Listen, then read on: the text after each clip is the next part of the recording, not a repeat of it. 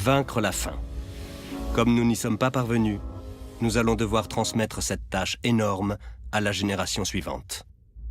Pourquoi? Je me suis souvent posé cette question et j'ai enfin trouvé l'occasion d'y apporter des réponses. Lorsque j'ai décidé d'entreprendre ce long voyage, l'Inde s'est tout naturellement imposée à moi comme la première étape. Un pays devenu riche, mais qui chaque année laisse plus d'1 million de ses enfants mourir de faim. Quand soudain je suis confronté à la surabondance, je reste sans voix. Je ne m'y habituerai jamais. Aux 4 coins de la planète, je fais la même constatation.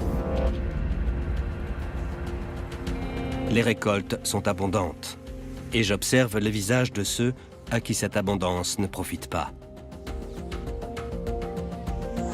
Bien avant de vous mettre en danger de mort, la faim vous prive de vos forces et de votre dignité.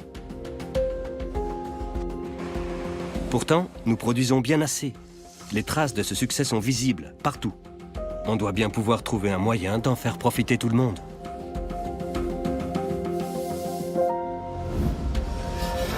Au nord de New Delhi, dans l'état d'Haryana, se trouve la plaque tournante de la production de riz, l'image même de la surabondance.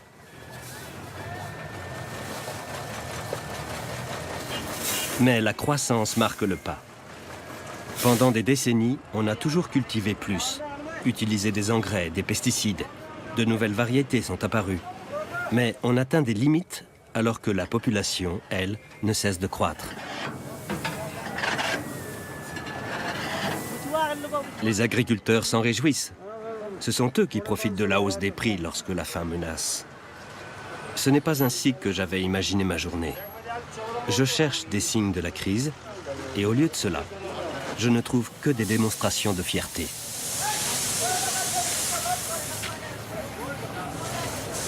Le riz est la plus importante source d'alimentation de l'humanité. Les agriculteurs indiens en fournissent plus que leur pays n'en consomme, mais ce succès profite surtout aux autorités. Des agents du gouvernement sont présents à chaque vente aux enchères. Le pouvoir contrôle le marché.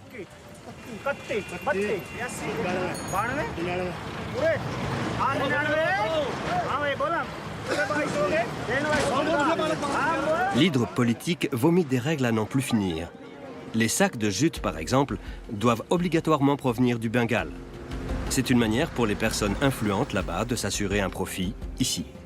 Et on laisse en chemin ceux à qui le système devrait bénéficier.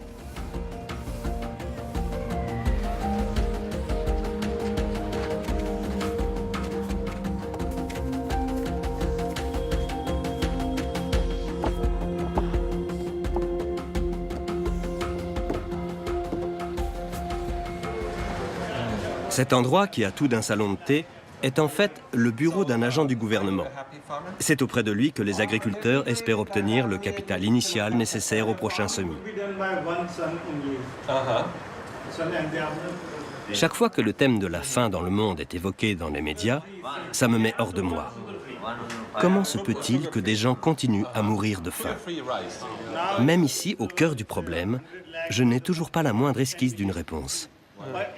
Avec patience, ces hommes m'expliquent les lois, les traditions, les contraintes et tout ce qui règle leur activité. Je suis complètement dépassé par la complexité de l'exposé. Je repose la même question, celle qui m'a mené jusqu'ici.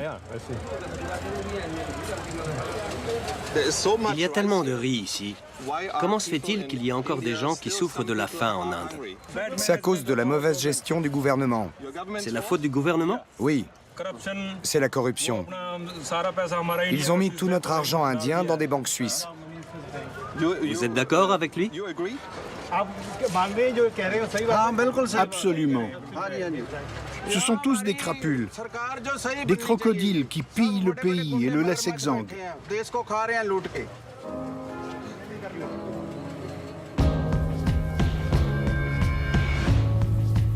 Les récoltes sont opulentes, et pourtant, ils sont des millions à ne vivre que des restes. Sur chaque marché en Inde, on trouve des enfants qui récupèrent ce qui peut l'être. Je suis frappé par le soin apporté à leur tenue et par leur allure. Pourquoi ne mangent-ils pas à leur faim?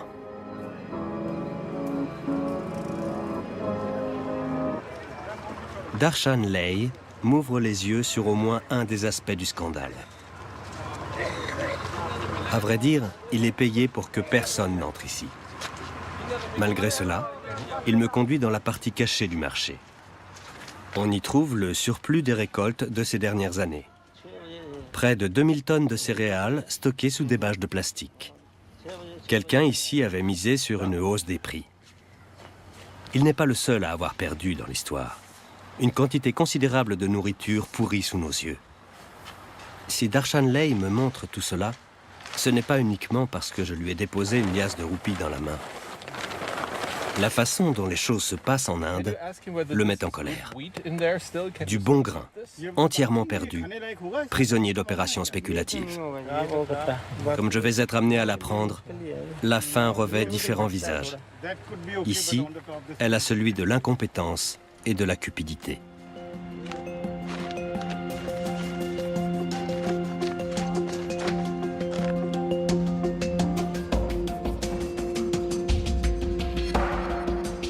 Ce sont des millions de tonnes qui pourrissent à travers la planète. 6 fois la quantité nécessaire pour éradiquer la faim dans le monde.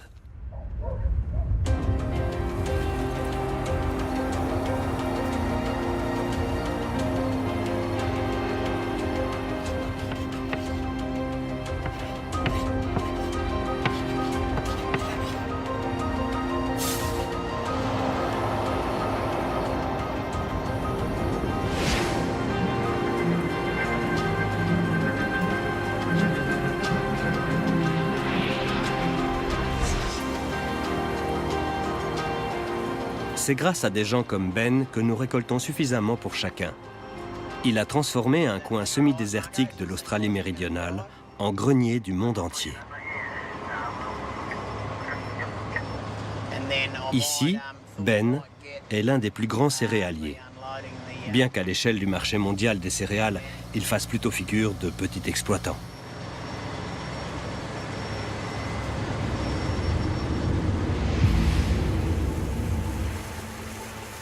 Ici, il est question de centaines de milliards de dollars. Le marché est aux mains de 4 groupes. 3 d'entre eux sont dirigés depuis les États-Unis. Ils représentent une puissance mondiale. Les très grands groupes peuvent répartir les risques. Ben, quant à lui, combat seul la nature impitoyable de l'Australie méridionale à coups d'engrais chimiques, de pesticides et de machines lourdes.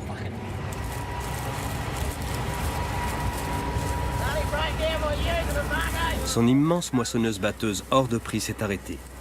Un caillou s'est pris dans les rouages.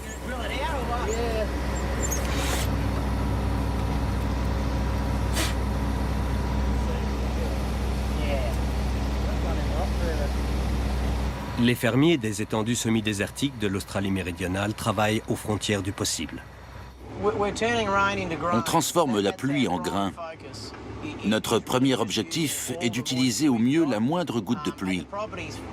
Les terres que nous exploitons reçoivent des précipitations qui varient entre 300 et 500 mm par an. Alors nous essayons vraiment d'optimiser les précipitations hivernales qui nous sont offertes.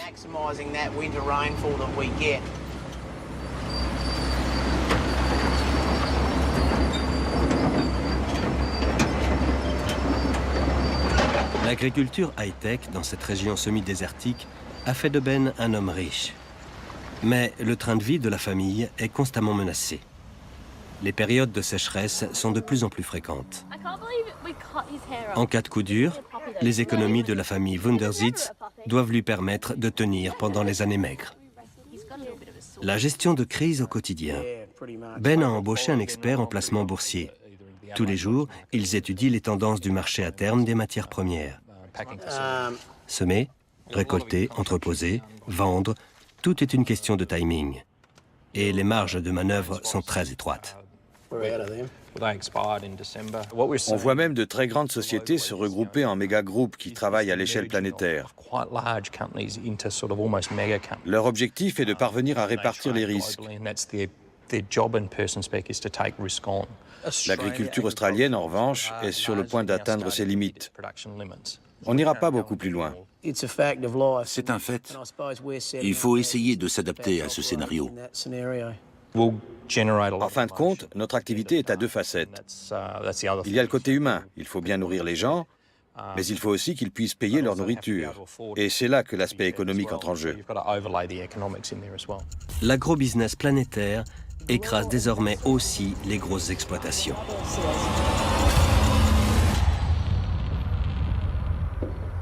La terre, inhabitée, à perte de vue. Ce qui est produit ici est principalement destiné à l'exportation, où cela contribue à rassasier le monde. C'est une bonne chose, mais c'est sans garantie. Il y a 100 ans de cela, de riches cultivateurs de blé vivaient ici. Puis, la grande sécheresse est arrivée. Les prévisions ne cessent d'annoncer que ce phénomène est sur le point de se reproduire. Ce sera alors l'un des gros acteurs de l'alimentation mondiale qui disparaîtra. Pour le moment, les choses vont bon train, à perte de vue. Qu'il s'agisse de la taille de ses véhicules ou de l'énormité de son rendement, tout dans l'entreprise de Ben paraît gigantesque vu d'Europe. Mais Ben ne se considère plus que comme un rouage mineur au milieu des grands groupes. On utilise pour certaines cultures ce qu'ils appellent la technologie Terminator. On est obligé d'acheter de nouvelles graines tous les ans et aussi des produits chimiques. Ce n'est pas une bonne chose. Nous arrivons au terminal de déchargement, lors de l'un des rares moments de calme. En période de récolte, les files de camions géants s'étirent jusqu'à l'horizon.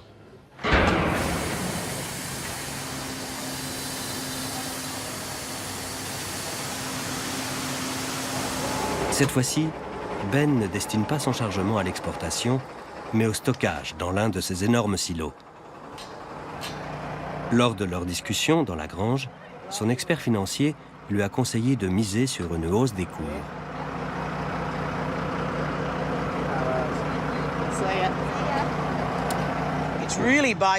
On se base sur les cours du jour. Chez Viterra, on peut décider de stocker la marchandise aussi longtemps que ça nous plaît. Évidemment, plus on stocke le grain, plus on paie de loyer. Mais si le cours du jour n'est pas satisfaisant, on peut garder le grain jusqu'à ce que les choses s'arrangent et alors décider de vendre notre marchandise. Ce sont les agriculteurs qui ont construit les silos et les docks de chargement. Maintenant, les grands groupes rachètent tout. La récolte de Ben s'écoulera sur le marché mondial, là où les fonds d'investissement jonglent avec les milliards. Leurs flux monétaires sont 30 fois plus importants que la valeur de toutes les récoltes réunies. Serait-ce là ce qui fait grimper le cours des céréales? La question fait débat parmi les scientifiques. Quoi qu'il en soit, on joue avec le feu. Rien d'étonnant à cela.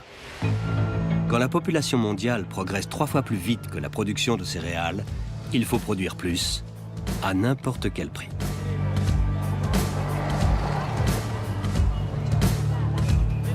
En 2050, la Terre devra nourrir 3 milliards d'êtres humains supplémentaires. Au demeurant, les exigences augmentent. En Chine, on gère cela comme partout.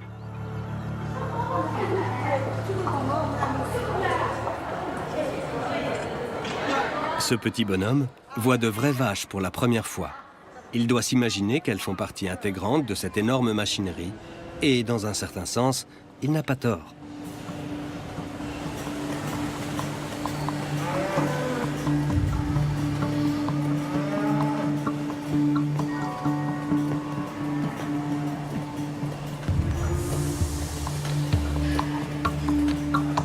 Je savais évidemment depuis longtemps que tout le lait et les steaks produits en quantité énorme ne provenaient pas uniquement de vaches paissant dans des pâturages alpins. Mais je n'avais encore jamais mis les pieds dans une entreprise de cette taille. Il faut d'abord que je retrouve mes esprits. On se croirait presque en Europe.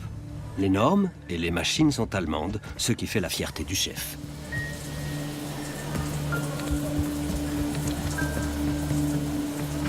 Les avancées de la Chine sont telles que son peuple consomme désormais le lait qu'autrefois il ne tolérait pas. Aujourd'hui, la plupart des Chinois ont sur leur table des mets que seuls les riches pouvaient se permettre. Monsieur Han ne répond à ma question que d'un point de vue technique. Rien de tout cela n'existait en Chine il y a 20 ans. Qu'est-ce qui a changé?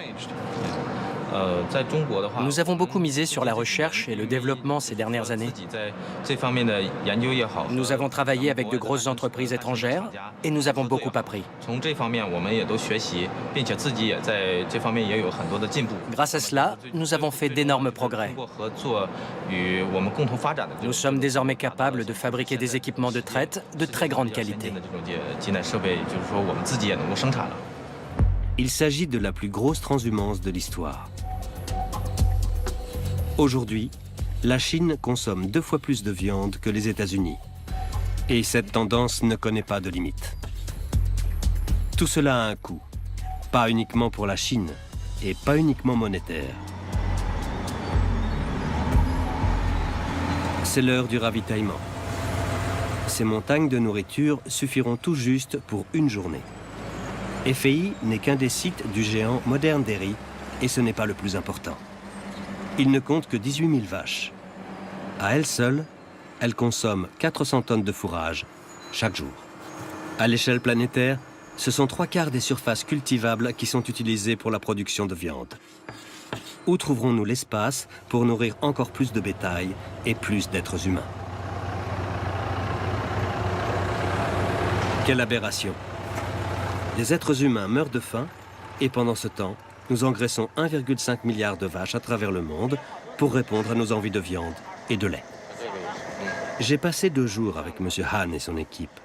Je ne vois pas ce que je pourrais leur reprocher. Ils travaillent proprement et consciencieusement. Ils se conforment aux règlements de l'industrie agroalimentaire et pensent que c'est par là que passe le progrès. C'était aussi mon opinion avant de changer d'avis. Ces dernières années, l'industrie de la viande a connu une progression impressionnante en Chine. Est-ce qu'elle pourra continuer sur cette lancée? Je pense que oui. Le nombre de vaches importées va continuer à croître sur les 3 à 5 prochaines années avant d'atteindre un pic. Nous éliminerons alors les bêtes à faible rendement pour ne garder que celles qui ont des rendements élevés, ce qui nous permettra de conserver le même nombre de têtes. Si nous continuons à manger autant de viande que nous le faisons aujourd'hui, nous courrons au désastre.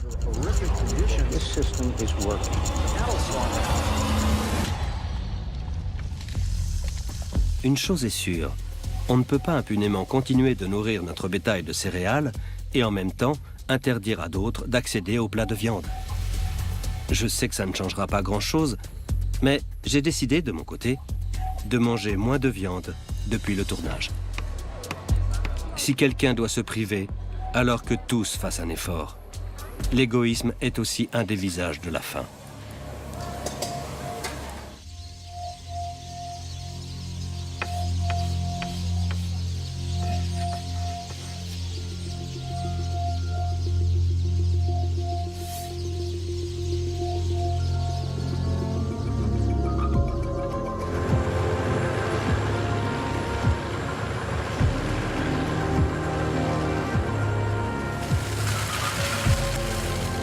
Sous mes yeux, une partie de l'Afrique est mise à mal. Le directeur général de Socfin, Philippe Tonks, a étudié l'agrobusiness en Rhodésie, au temps des colonies. Et maintenant, il en fait profiter la Sierra Leone. Ici, on crée une immense plantation d'huile de palme pour Socfin, un groupe européen.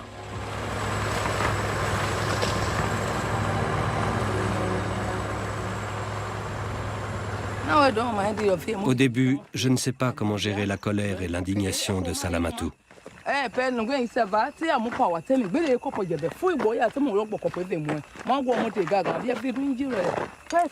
Ils ont détruit cette terre.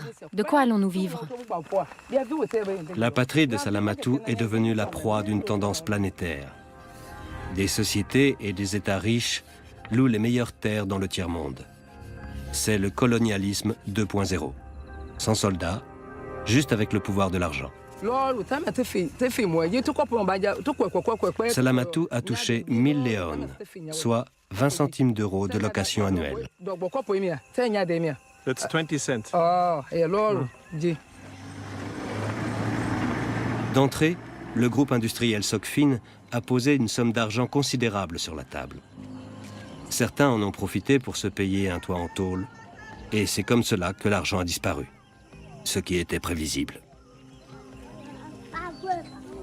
L'ambiance à Bassaleh me touche moi aussi.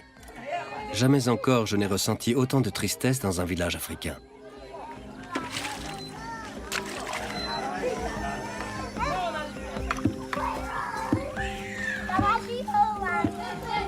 Lorsque Salamatou émince finement les feuilles de pommes de terre que nous jetons chez nous, c'est pour les réduire en purée. Elles donneront un peu de goût au riz. Même une pincée de sel, et j'en ai fait l'expérience, est un vrai luxe ici.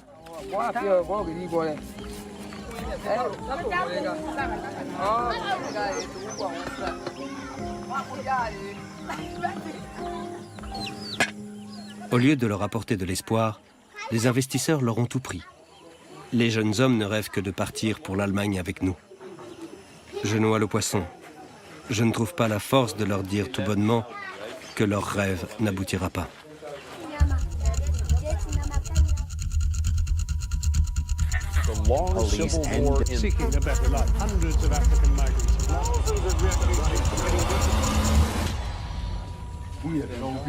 Ils sont convaincus que nous pouvons nous servir de nos caméras pour contraindre le groupe industriel à renégocier un meilleur accord. C'est totalement exclu, mais je ne le leur avoue pas, et je n'en suis pas fier. Avant tout, j'ai besoin que Salamatou me confie son histoire.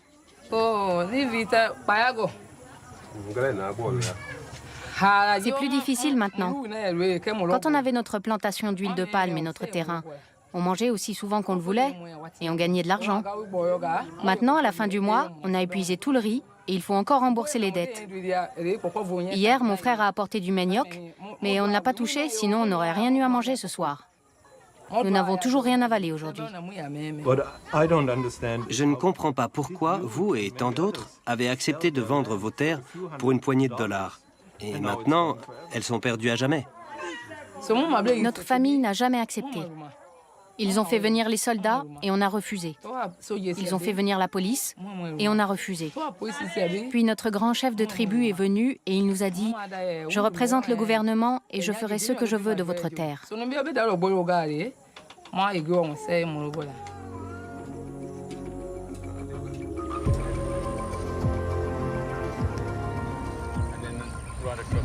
Une fois que le chef de tribu a rassemblé toutes les signatures, Philippe Tanks est arrivé avec l'équivalent d'un demi-million de dollars cash.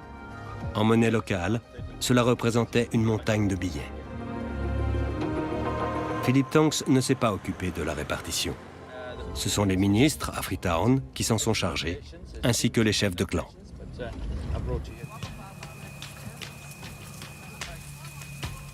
Personne ou presque n'a osé s'y opposer. L'oppression est un autre visage de la faim. C'est maintenant que l'opération devient rentable pour ceux qui sont capables de décrocher un travail. Le groupe a investi 120 millions de dollars dans le défrichement de la forêt et la construction de routes et de bâtiments pour la fabrication de l'huile de palme. Une somme inimaginable pour les personnes qui vivent là. Mais l'opération peut-elle être rentable sans exploiter les populations? Évidemment, c'est une opération rentable. L'huile de palme est la plus aisée à produire, bien plus que l'huile de soja, par exemple. Les populations ici ont l'impression que l'homme blanc vient prendre le contrôle d'énormes étendues de terre, qu'il vient s'approprier l'Afrique. Ils vivent cela comme une nouvelle forme de colonialisme. Qu'avez-vous à leur répondre? En fait, le gouvernement ici est à la recherche d'investissements étrangers. Leur approche est très agressive, parce que de nombreux pays africains, et notamment la Sierra Leone, ont besoin de ces investissements pour amener de l'emploi et améliorer les conditions de vie. Comme vous avez pu le voir, nous avons laissé ce que nous appelons une ceinture verte autour des villages. Une ceinture verte? Mais les villageois possédaient toute cette terre aussi. C'est exact, mais ils ne la travaillaient pas. Il y avait énormément de terres inutilisées.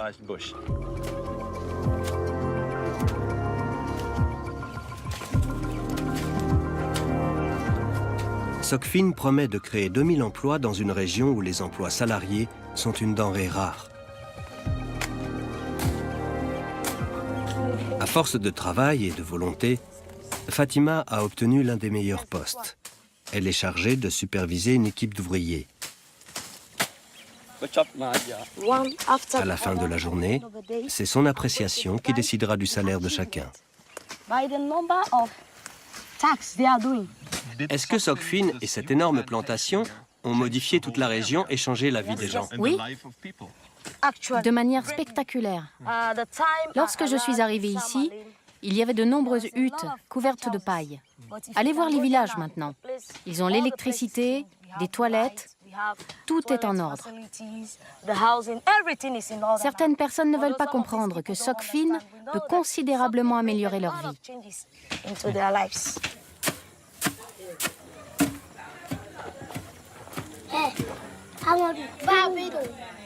Fatima a réussi à force de volonté. Lorsque le moment était venu pour ceux au bas de l'échelle de gravir les échelons, elle a saisi sa chance. Mais pour la majorité des gens que je rencontre ici, les choses ne se passent pas de cette manière. Il aurait pu en être autrement. C'est presque par hasard que j'ai été le témoin de cette scène si différente. Le moment est grave, mais on ne ressent pas le même abattement que dans le village de Salamatou.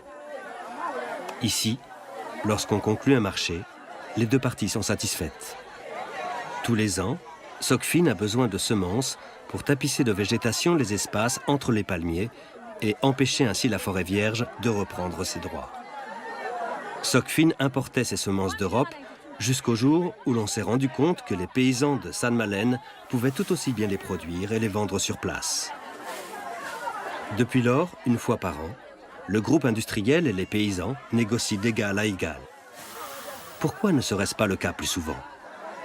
Les personnes que je rencontre veulent être impliquées dans le monde qui les entoure. Ils connaissent tout de l'agriculture sur cette terre, qui d'ailleurs leur appartient. Ils méritent d'être considérés comme des associés. C'est vrai, Sokfin investit ici.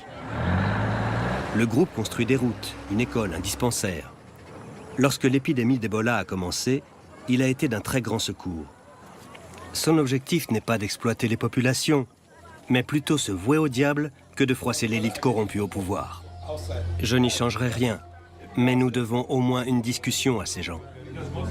Nous parvenons à convaincre Philippe Tonks et le chef Roberts de se réunir sur la place centrale de San Malen pour clarifier la situation. Les gens sont déçus et en colère.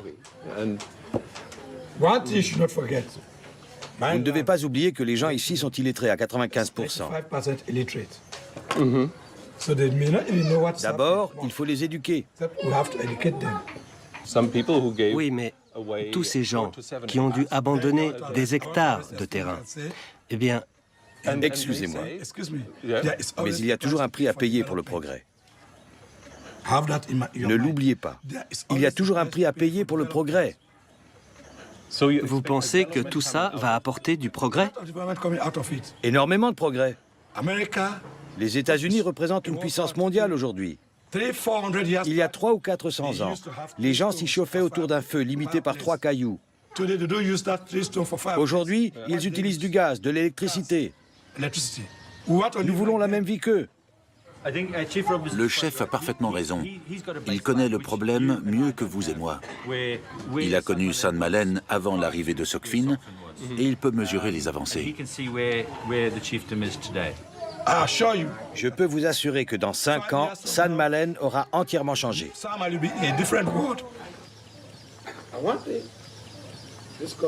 Cela devrait suffire à nous convaincre. L'Afrique pourrait subvenir à ses besoins et même exporter dans le monde entier. Mais cela n'arrivera pas si les Africains continuent d'être dupés.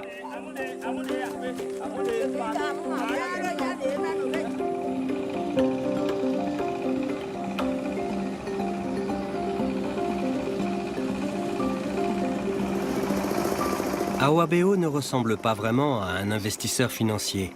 Son incroyable véhicule a été financé par un organisme allemand de lutte contre la faim. Grâce à cela, Awa peut mettre en rapport les producteurs de manioc de Ngandorun avec le monde entier.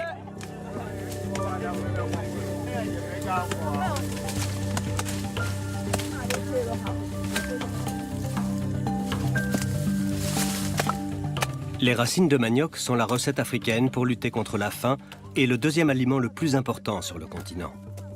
Une fois moulues, les racines de manioc entrent dans la composition de bouillies, de pain, de chips, de gâteaux, de tout ce qui nécessite l'utilisation de farine. La coopérative de femmes de Awa achète le manioc de toute la région et permet ainsi aux villageois de gagner de l'argent.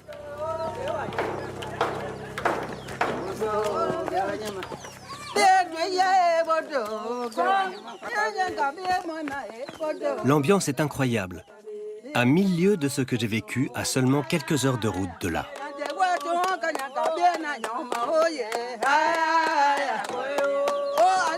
Ces gens ont l'air heureux de vous voir. Ils sont heureux parce que je suis là. Ils sont heureux de tout ce que nous avons apporté.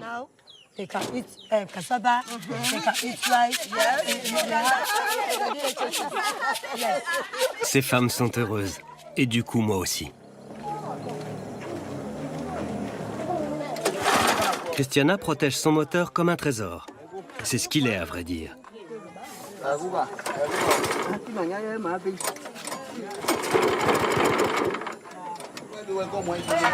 Elle a le coup de main pour faire démarrer le moulin à manioc sous les yeux des hommes qui font mine de s'y connaître.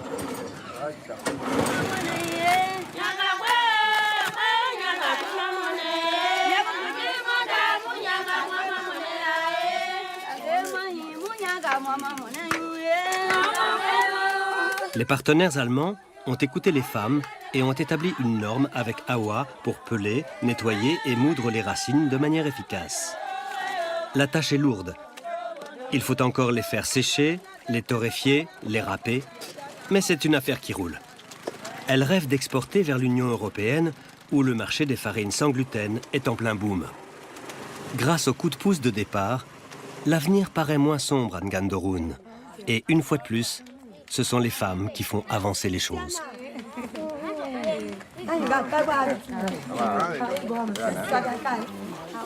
Au moment du paiement, la situation est un peu plus tendue. Christiana exige plus pour ses sacs que les autres femmes. Sa farine est meilleure, elle est plus sèche. La qualité a un coût, partout dans le monde. Est-ce que ces enfants souffrent de la faim? Pas du tout. Elle travaille dur pour cela. Elle nourrit toute sa famille à elle toute seule.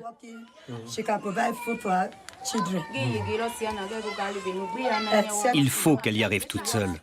Son mari, 2 fois plus âgé qu'elle, est constamment malade. Malgré cela, elle parvient à assurer l'avenir.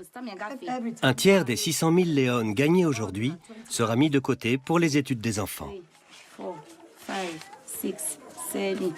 Après la triste expérience sur la plantation de Sokfin, cette journée nous fait du bien. Elle nous donne une autre image de l'Afrique. Le monde aura besoin des deux approches, des milliers de femmes comme Awa et aussi quelques grosses plantations, mais dans des proportions justes. Cela dans un esprit de respect et de justice.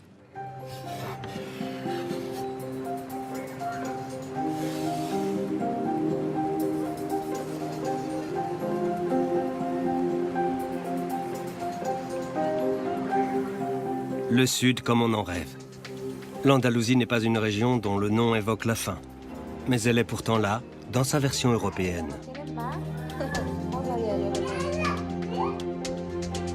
Les jours où Rosemary Jiménez peut proposer un bon repas à ses filles sont des jours bénis.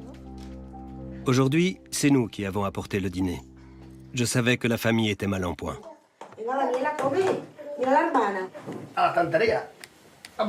Comme des millions d'Espagnols, Antonio et Rosemary ont vu trop grand.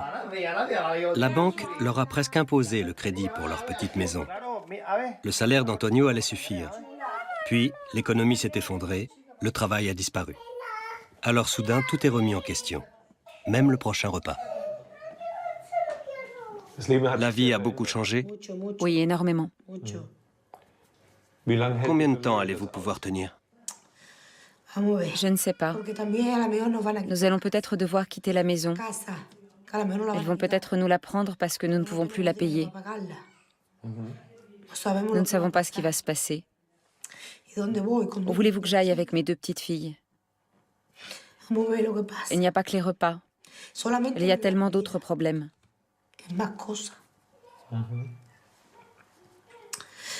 Nous verrons bien. Je suis obligée de vivre au jour le jour. Parce que si je commence à réfléchir, je deviens folle. En Espagne, un enfant sur 4 est sous-alimenté. Dans l'opulente Europe, 43 millions d'êtres humains ont faim.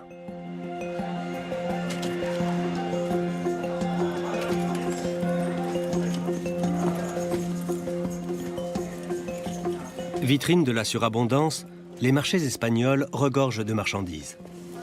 Nous pouvons obtenir n'importe quel fruit ou n'importe quel légume à n'importe quel moment de l'année, n'importe où. Mais veiller à ce qu'en Europe, chacun ait suffisamment à manger, que chacun puisse prétendre à un minimum de dignité semble impossible.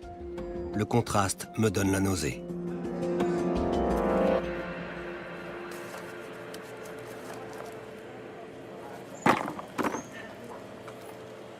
Évidemment, je sais que c'est une aberration de jeter des légumes parce que leur apparence n'est pas parfaite.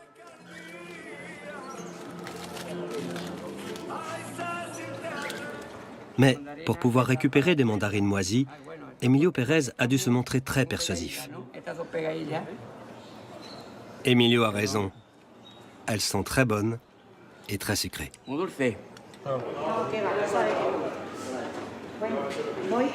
Des femmes bénévoles comme Anna Abad et Emilio ont mis sur pied un système d'entraide dans le quartier de Rosemary. Elles sont au chômage et savent ce que c'est. Avant, on pouvait tous payer si on était malin. Avec le chômage et depuis la crise, on manque de tout.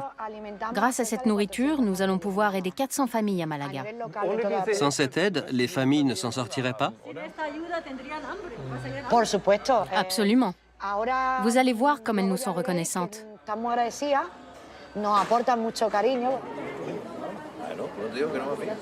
Une fois par semaine, on distribue des provisions ici. C'est un rendez-vous immanquable pour Rosemary. Celui qui fait la queue a dû vaincre sa fierté. Ce quartier a été construit au temps de la sérénité et de l'optimisme. Ce n'était en aucun cas une zone défavorisée. La misère s'est installée plus tard, lorsque l'aide sociale s'est tarie, conformément aux exigences de la Troïka européenne. Sans ces dons, Rosemary ne sait pas où elle trouverait de quoi nourrir sa famille. Rosemary, ça va te dépanner? Ça va aider ta famille? Oui, bien sûr que ça nous aide. La petite ne peut pas encore manger tout ça, mais bon.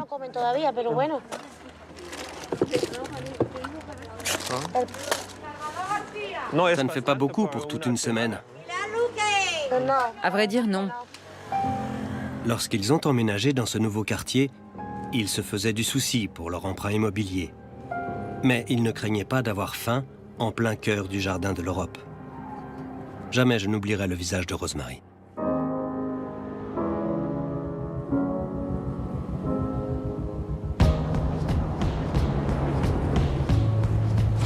Toute l'humanité doit se préoccuper de trouver plus de nourriture. Jacques Cousteau a baptisé le golfe de Californie l'aquarium de la planète, tant les espèces y étaient riches et diversifiées. Depuis lors, l'aquarium a été vidé. Nous construisons des machines toujours plus efficaces pour puiser dans la mer de quoi nous nourrir. Mais en fait, nous sommes restés des chasseurs-cueilleurs. Steve Page veut me convaincre de son idée. On ne peut plus continuer avec ce mode de vie qui consiste à sortir en mer, tuer, manger, et puis retourner pêcher.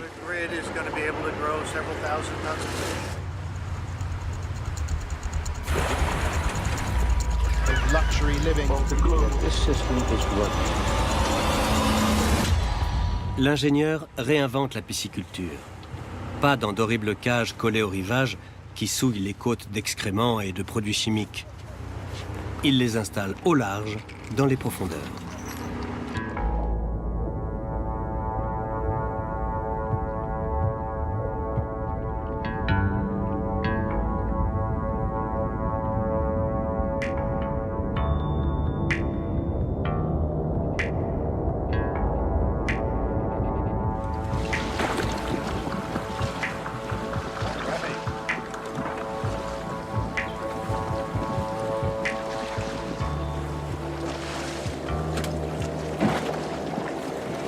Ça peut changer les choses? Ça peut tout changer. Le poisson est la source de protéines la plus facile à produire. C'est un moyen de sauver les océans avant qu'il soit trop tard? C'est un des moyens de sauver les océans. En tout cas, ça peut les soulager pendant un moment.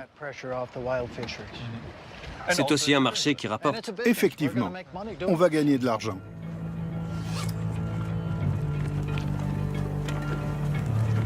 Steve a investi des millions pour démarrer et il a embauché les meilleurs plongeurs de la région.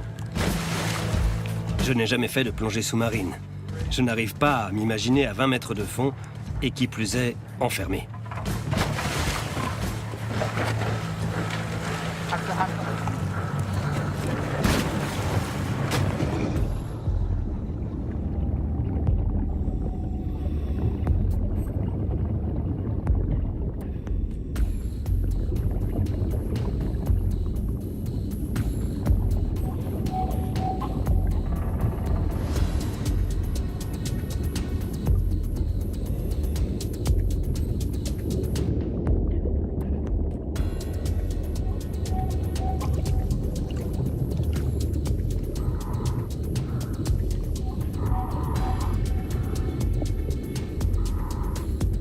Steve a baptisé ces globes métalliques géants des aquapodes. Il les teste à différents endroits de la planète. Ici, avec une espèce de poisson carnassier que les flottes de pêche ont pratiquement fait disparaître en Asie. Si les calculs de Steve s'avèrent exacts, les cages offshore offriront un environnement quasi naturel aux bancs de poissons. Et le tout en pleine mer, là où l'écosystème peut aisément supporter une telle quantité de poissons.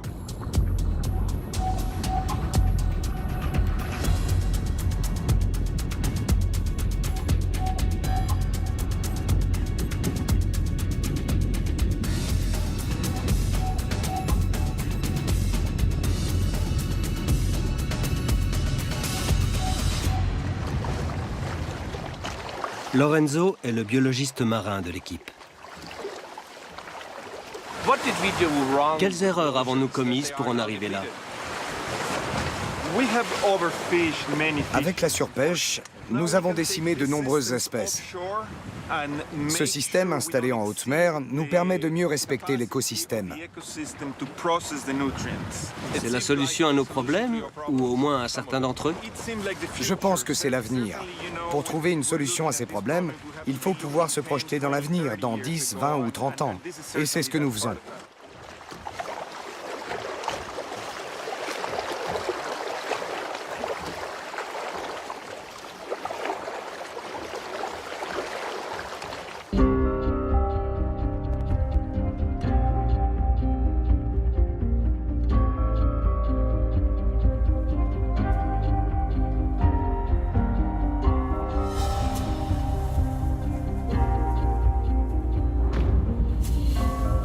Enfant, j'ai toujours vécu près d'une ferme. Mais apparemment, j'ai oublié combien d'efforts étaient nécessaires à la production de nourriture. En l'an 2000, la communauté internationale s'était fixée comme objectif de vaincre la faim dans le monde. Il y a bien eu quelques progrès, mais depuis la tendance est à l'arrêt, partout dans le monde. En Inde, plus de 40% des enfants souffrent de malnutrition. Dans le Madhya Pradesh, les chiffres sont encore plus affolants.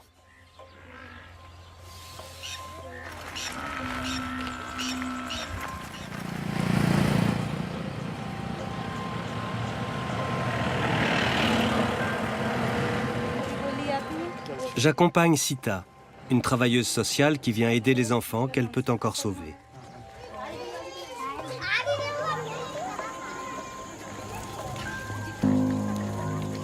Je préfère rester en retrait. J'appréhende cette rencontre. Je ne sais pas comment me comporter face à un enfant affamé que la mère a presque abandonné.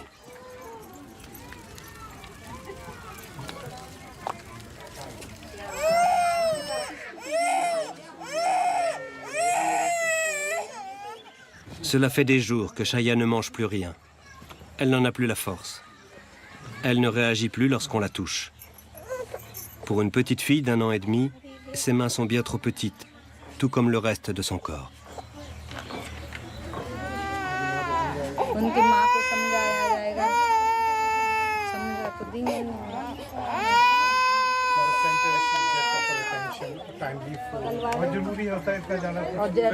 Lali, la maman, ne sait pas quoi faire. Le sujet de notre enquête s'incarne dans le destin de Shaya. Nous promettons de les aider et Lali s'engage à accompagner Shaya dans un centre de nutrition le lendemain, dans la ville voisine. Nous espérons les revoir.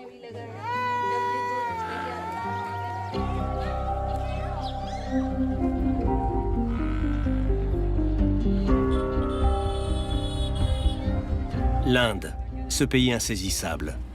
L'économie avance à grands pas, sans prêter attention aux 1,4 million d'enfants qui meurent ici chaque année, presque tous de malnutrition.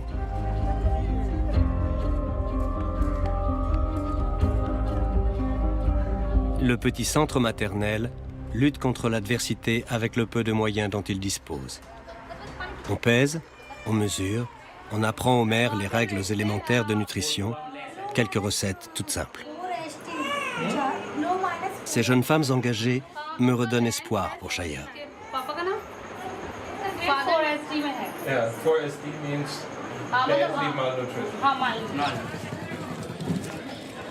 Lali arrive accompagnée d'une amie dont l'enfant souffre également de malnutrition.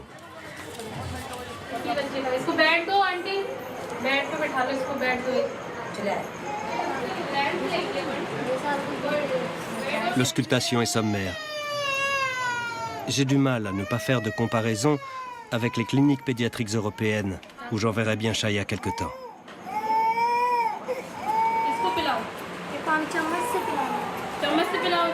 Le premier remède est si simple que j'ai du mal à le croire. C'est de l'eau sucrée. Un concentré d'énergie qui doit permettre à Shaya de prendre une première cuillerée de bouillie. Ce serait un bon début, pourvu qu'il ne soit pas trop tard. Lali va devoir rester 2 semaines avec Shaya. Cela permettra également à la mère épuisée de faire une pause. Mais pendant ce temps, elle ne pourra pas subvenir aux besoins de sa famille. Nous lui versons une petite aide financière.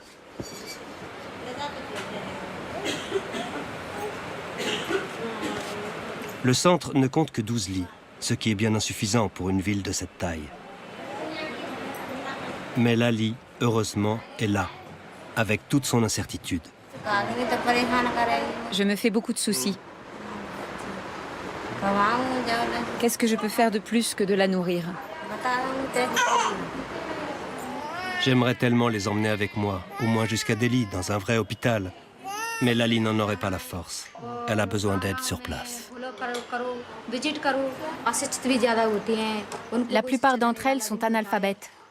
Personne ne leur a jamais expliqué comment s'occuper d'un enfant. Elles ne savent pas ce qu'est le planning familial. Elles passent leur journée au champ pour gagner leur vie et n'ont pas le temps de s'occuper de leurs enfants. C'est pour ces raisons que les enfants sont mal nourris et qu'ils perdent leur force.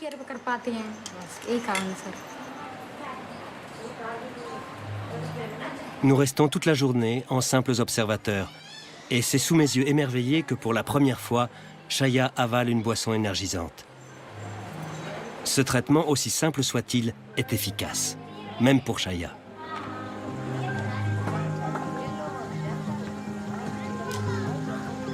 Il me vient une phrase de Jean Ziegler. Un enfant qui meurt de faim aujourd'hui est un enfant assassiné. Qu'est-ce que ça nous coûterait de tous les sauver ?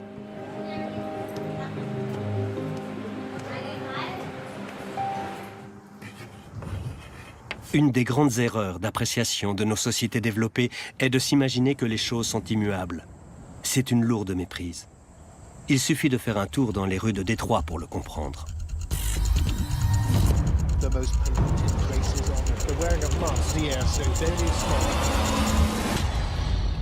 Je suis venu à Détroit il y a 20 ans de cela et je ne reconnais plus la ville. L'industrie automobile s'est effondrée, plus de la moitié des habitants sont partis. Mais au milieu des ruines, quelque chose de nouveau voit le jour. Quelque chose né d'un besoin primitif, la faim. Mais pas n'importe laquelle, une faim de nourriture originelle.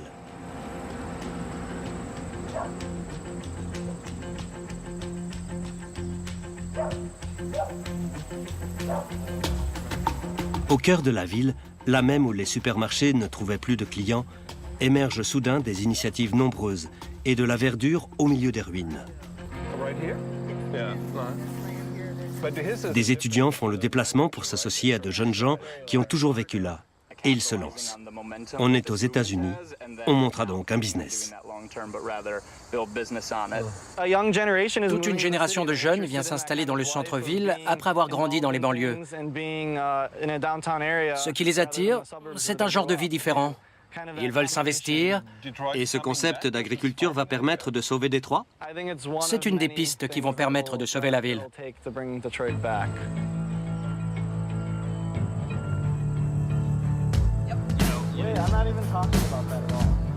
Lorsque nous avons rencontré ces entrepreneurs pas comme les autres, ils n'avaient déjà plus grand-chose d'un groupe d'étudiants activistes.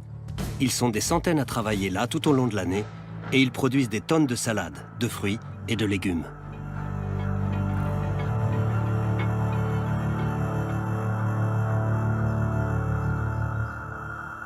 Ils réorganisent des quartiers entiers. Ce que je prenais d'abord pour une initiative plutôt amusante est en fait un projet qui force le respect et fait vraiment bouger les lignes. Nous avons acheté ce bâtiment il y a 2 ans pour $5 000 lors d'une vente aux enchères. Toute la maison pour seulement $5 000? Oui. C'est un immeuble de 6 appartements.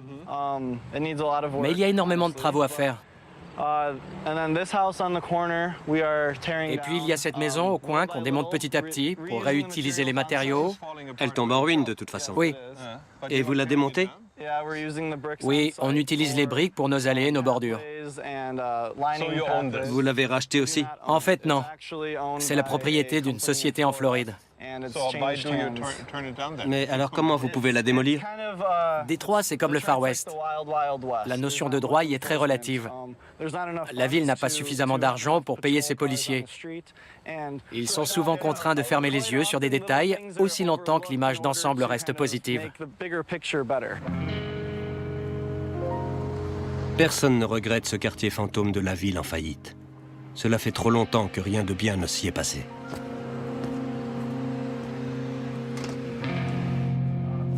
De véritables déserts alimentaires où les seuls magasins accessibles sans voiture ressemblent à ça.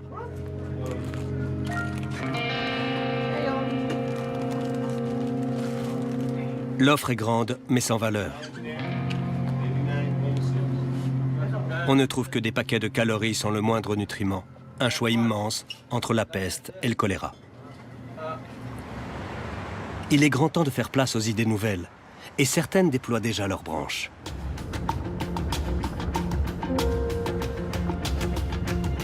Le jardinage urbain qui préconise l'implantation de potagers au cœur des centres-villes est à la mode, et pas seulement aux États-Unis.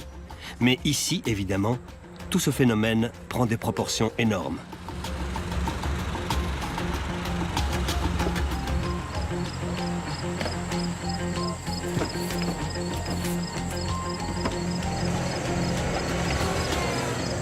Les jardins occuperont encore plus d'espace dans l'empire en pleine expansion de John Hans.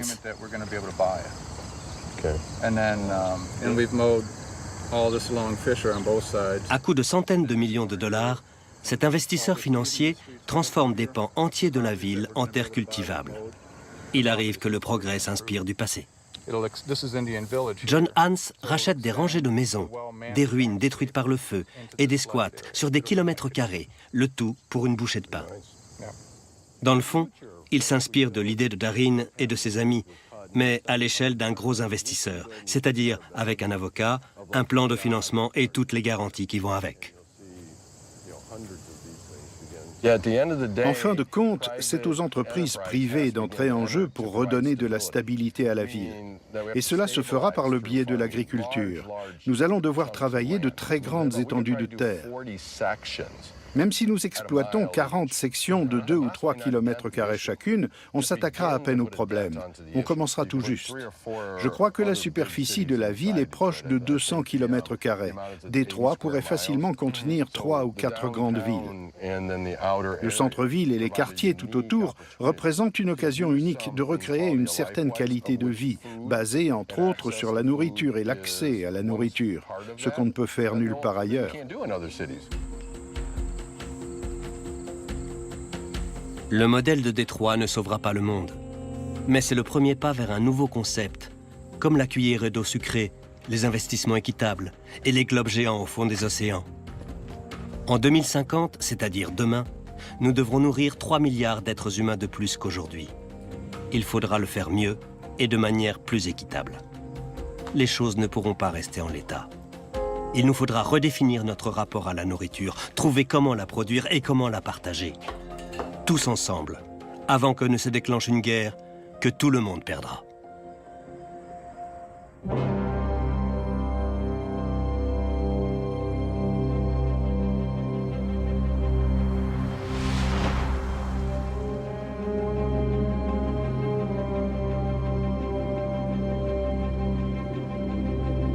Je viens d'un pays riche et vert.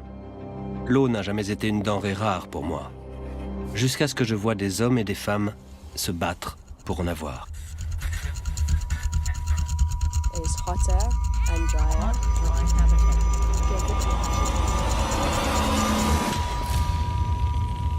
L'eau est un enjeu crucial dans certains pays.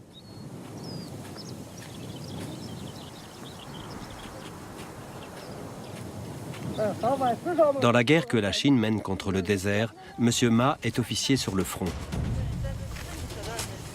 Il commande une unité de défense anti-sable. Il donne ses instructions.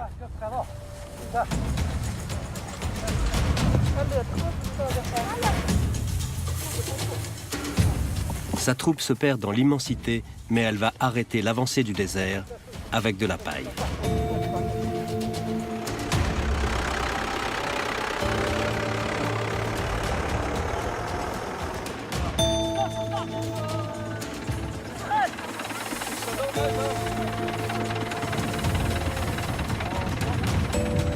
Chaque coup de bêche forme une griffe qui retient le sable et arrête l'avancée des dunes.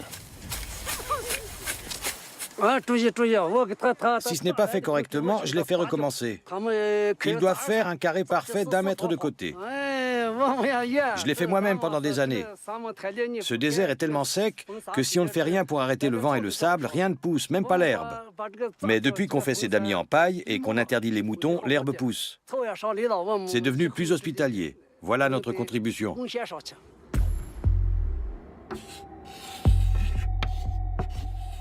Le désert avance.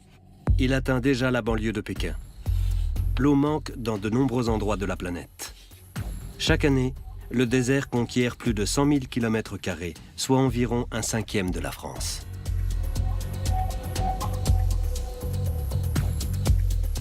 La Chine possède seulement 1/12 des ressources en eau douce de la planète pour 1/5 de la population mondiale.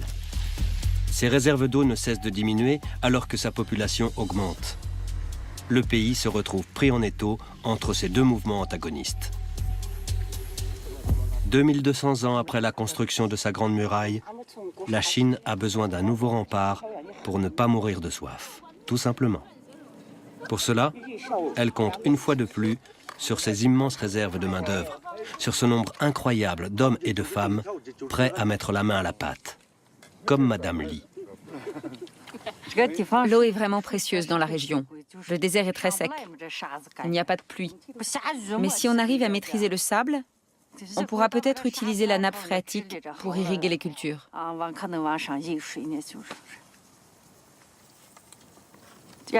Notre village possède une source qui coule toute l'année. C'est pour ça qu'il s'appelle Changliushu. Ça signifie l'eau qui coule tout le temps.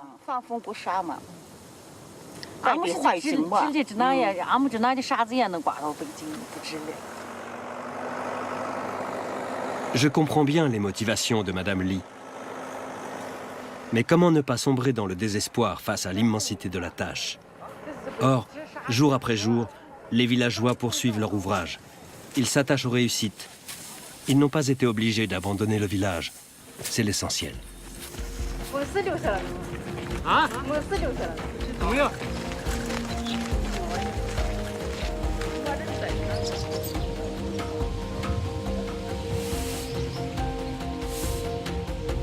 Aujourd'hui, Madame Li vient à bout du sable qui envahissait sa cour.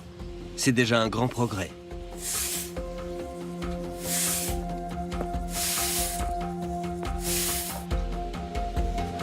Elle m'invite à boire le thé chez elle. Je ne parle pas un mot de chinois. Pourtant, je la comprends. L'interprète nous aide pour les détails. Madame Lee est une hôtesse charmante. Elle compte ses feuilles de thé. Ici, tout est précieux.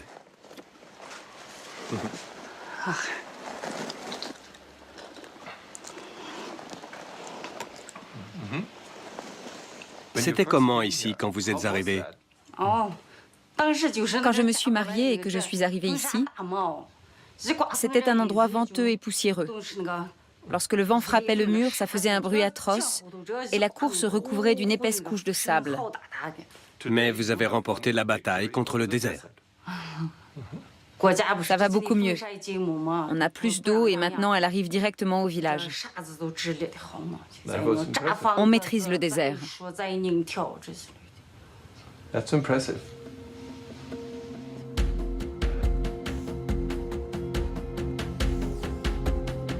Un pan de muraille verte pousse près du village. C'est la fierté de Madame Lee et de Monsieur Ma. Protégés par les griffes de paille, les jeunes arbres ont enfin une chance de croître. Ils formeront la grande muraille verte de Chine sur des milliers de kilomètres.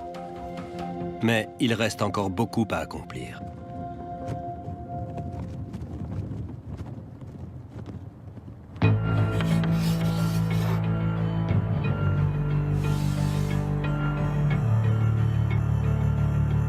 Je roule pendant des heures à travers une contrée désolée. Ici, la terre est recouverte de plastique pour fournir à l'Europe des fruits et des légumes à bas prix. J'en consomme moi-même. Mais je n'imaginais pas une telle laideur. Je ne voyais que le bon côté de la chose. Il faut dire qu'ici, on soigne beaucoup les apparences.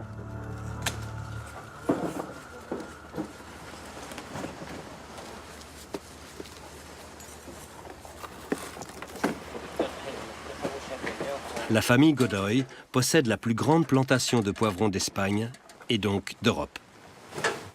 Le toit en plastique absorbe le soleil et protège du vent sec et poussiéreux. Il a fait la fortune des Godoy.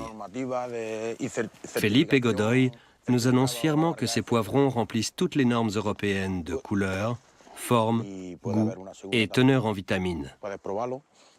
La clé de sa réussite, c'est le poivron Red California de Syngenta, le géant mondial des semences. Chaque année, Godoy débourse 600 000 € pour ses graines. Cela ne l'empêche pas de faire de juteux profits.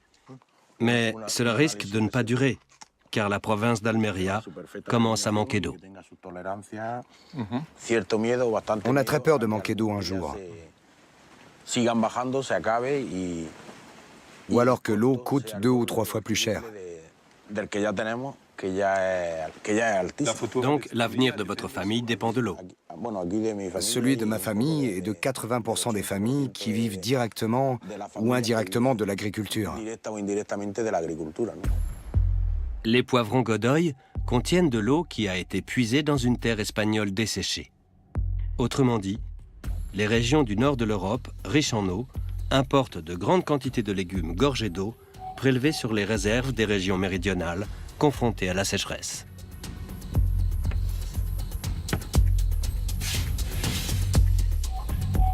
Si l'on ajoute le textile, un pays comme l'Allemagne consomme à lui seul 80 000 milliards de litres d'eau importée.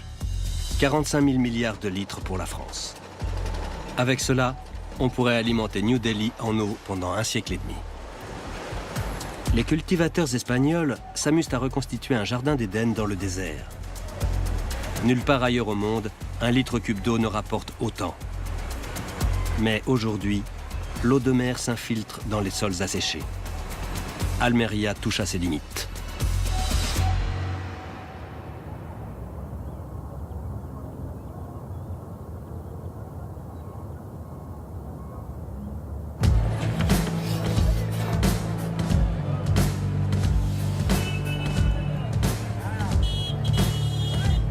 Delhi m'impressionne à chaque fois, et pas seulement à cause des bruits, des odeurs et de la foule qu'on trouve dans d'autres grandes villes. Non, ce qui me fascine, ce sont des scènes muettes et émouvantes.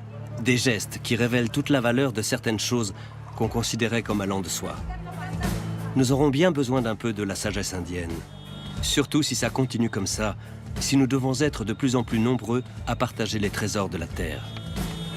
Mais naturellement, l'Inde, c'est aussi la folie au quotidien.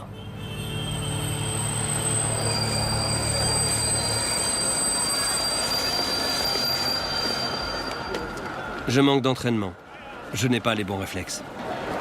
Lorsque je m'aperçois enfin que je me suis trompé de train, il est trop tard. Noyé dans la foule, j'ai perdu le contact avec le sol et ma main qui cherchait la barre se contente du premier appui qu'elle rencontre. Les habitants des grandes villes de l'Inde sont endurcis, car dans leur vie, rien n'est jamais garanti. Et surtout pas l'eau.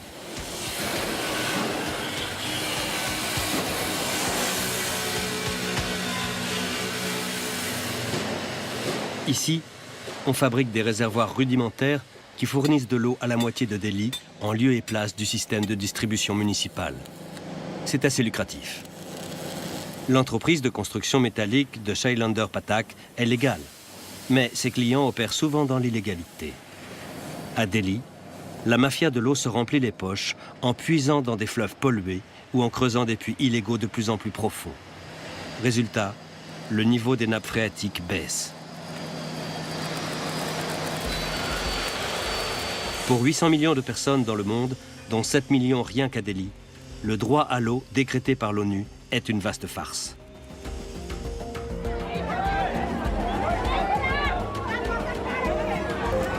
D'après les statistiques, ce quartier est correctement alimenté en eau puisqu'un camion-citerne y passe presque tous les jours.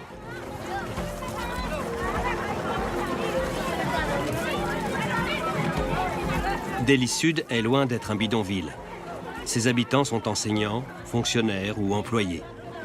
Il n'empêche, l'eau est un combat de tous les jours pour eux.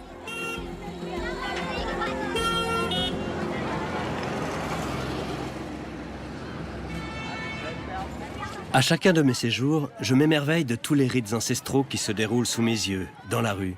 Mais cette fois, j'apprends que le respect de l'eau ne peut pas se limiter à un rituel.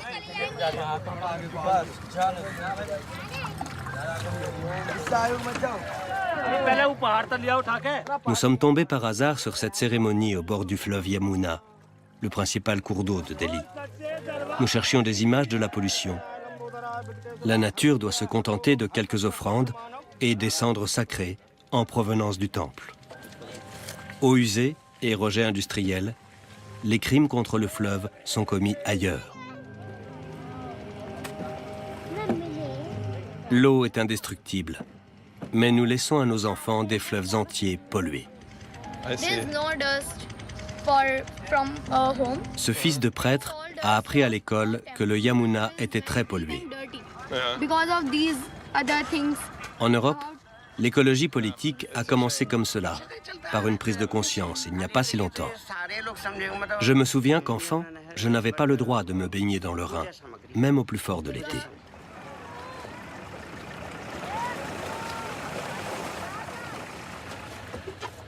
L'Inde est devenue une puissance industrielle et commerciale en un rien de temps. Mais les équipements n'ont pas suivi. Les canalisations sont rouillées et les eaux usées s'infiltrent dans les sols et les cours d'eau. Cela fait peser une grave menace sur la santé des habitants.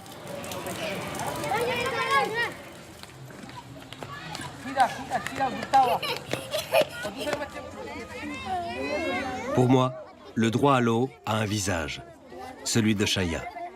Je l'ai rencontrée ici la première fois. À bout de force, presque morte de faim. Nous avions trouvé une place pour elle et sa mère dans un centre de protection maternelle et infantile de la ville voisine. Shaya a pu reprendre des forces. Elle est retournée jouer avec les enfants du village. Mais les mauvaises conditions de vie ont fini par avoir raison d'elle.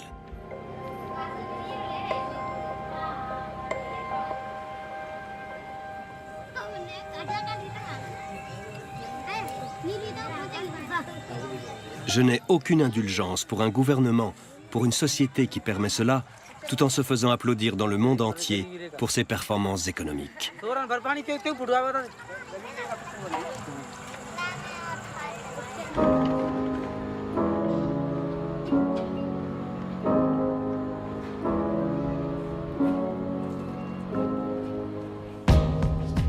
L'Inde continue de se développer à grands pas. Il y a toujours de l'eau pour les chantiers de construction. Tant qu'ils durent, les ouvriers ont de l'eau à profusion.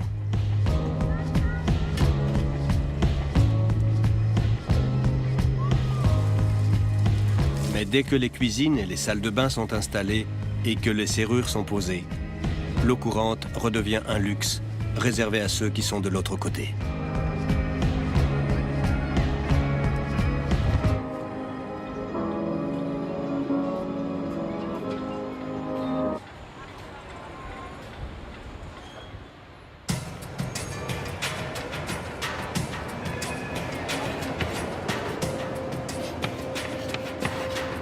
De nos jours, l'Australie est une destination de rêve pour les touristes européens. C'est le pays des antipodes où l'on se sent comme chez soi. On y mène une vie moderne, au milieu d'une nature qui se défend contre les demandes excessives des grandes villes, à coups de sécheresse et de grands incendies. Ce qui manque le plus cruellement à l'Australie, c'est l'eau potable.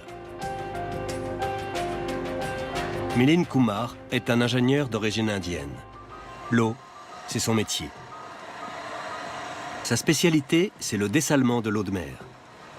C'est le remède le plus coûteux contre la sécheresse. Mais ce sera peut-être bientôt aussi le seul.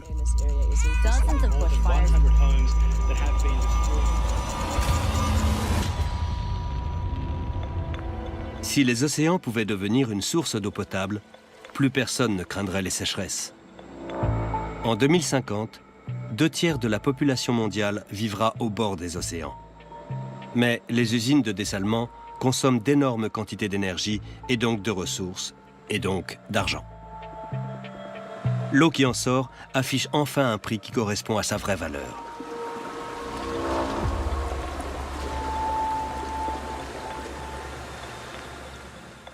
Si on rassemblait toute l'eau des océans, des cours d'eau et des glaciers du monde, ça ne remplirait qu'une petite bille dans l'univers. Vous pensez que la comparaison est exagérée? Eh bien non, elle est correcte. La bille contient les océans Atlantique et Pacifique, les nuages, les nappes phréatiques, bref, toute l'eau du monde. L'eau douce ne représente que 3% de toute cette eau. Elle est aussi précieuse qu'un diamant. En matière d'eau, l'argent ne compte pas. L'Australie est pressée.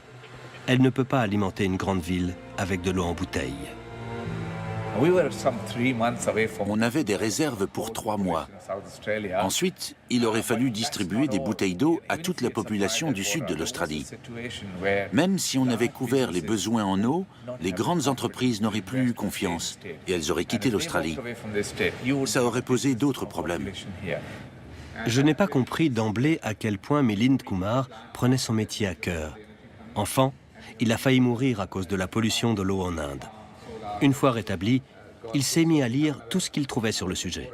Aujourd'hui, c'est un spécialiste mondial de l'eau. L'Australie et la plupart des pays occidentaux considèrent qu'avoir de l'eau potable, cela va de soi. Mais quand on sait que plus de 3 milliards de personnes dans le monde n'ont pas accès à l'eau potable, on change de regard. La sécheresse nous force à voir les choses autrement. L'eau est précieuse. Il ne faut pas s'arrêter à sa valeur actuelle. Il faut voir ce qu'elle représente pour la planète, pour tous les êtres vivants, pour les générations futures. L'Australie pourrait devenir pionnière dans le dessalement de l'eau de mer. L'énergie solaire ne paraissait-elle pas hors de prix autrefois?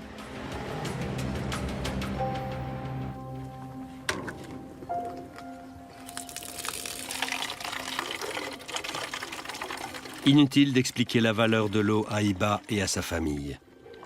Toute leur vie tourne autour de cela.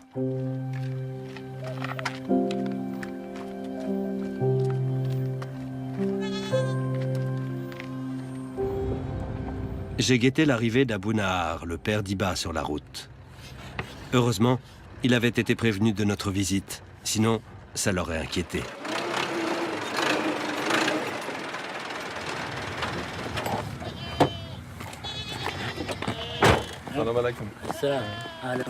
Chaque fois qu'il va à la source, il doit jouer au chat et à la souris avec les soldats israéliens qui ont toute autorité en Cisjordanie. L'enjeu, c'est la survie de sa famille.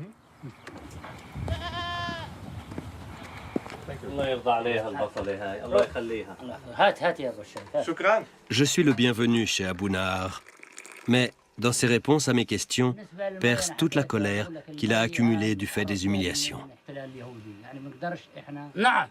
Ils contrôlent l'eau, la terre et toute notre vallée, même les arbres et les animaux. Quand ils nous surprennent à une source non autorisée, ils nous confisquent tout. Les chèvres, les ânes, les chameaux, les chevaux, les vaches. Pour les récupérer, on doit payer une amende. On dirait une rançon pour des otages. C'est 2000 shekels ou 10 000, selon leur humeur. Mais avec quel argent veulent-ils qu'on paye? Ils ne veulent pas nous donner d'eau, ils ne veulent pas nous en vendre, ils ne veulent pas qu'on en ait, ils veulent nous chasser.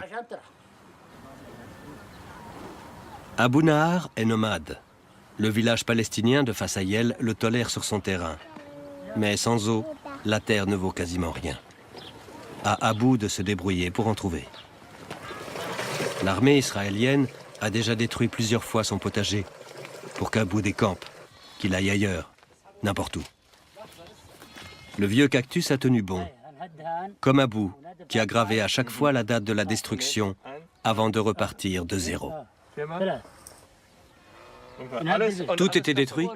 Tout, Tout, mon Dieu. Et à chaque fois, vous avez recommencé.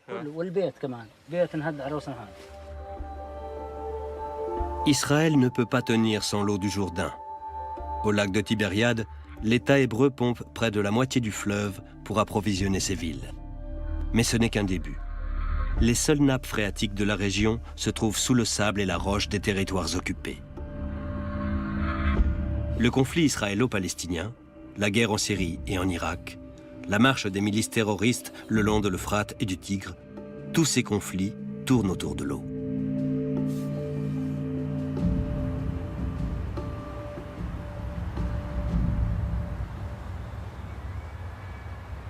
Les champs du clan d'Ali et Bayar s'étendaient ici. Rien à voir avec les plantations de palmiers dattiers israéliens, mais c'était à eux. La bataille silencieuse pour l'eau dure depuis qu'Israël a envahi la Cisjordanie il y a près de 50 ans. Au final, les Palestiniens sont toujours perdants. Ce petit robinet est censé suffire pour tout le village. Sans eau, personne ne peut vivre. Autrefois, quand on avait de l'eau, on cultivait la terre.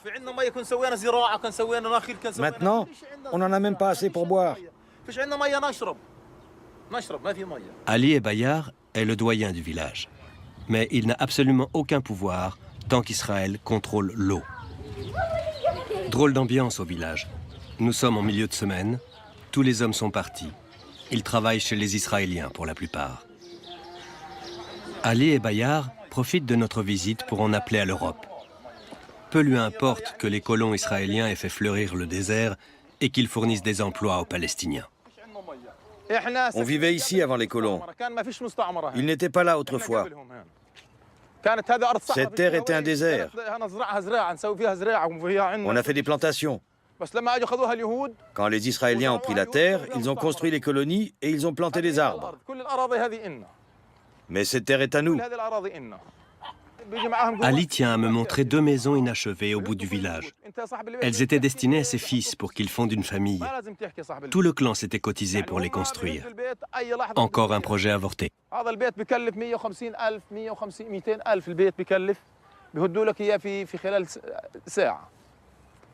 Regardez les papiers envoyés par les Israéliens. Un pour chaque maison. Ils veulent les détruire. Ils vont envoyer la police et l'armée.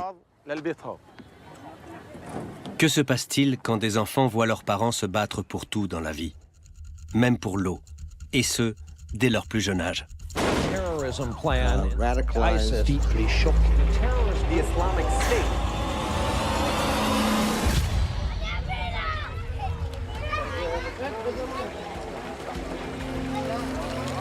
Nous découvrons pourquoi Ali ne voulait pas nous accompagner à la source traditionnelle de son village.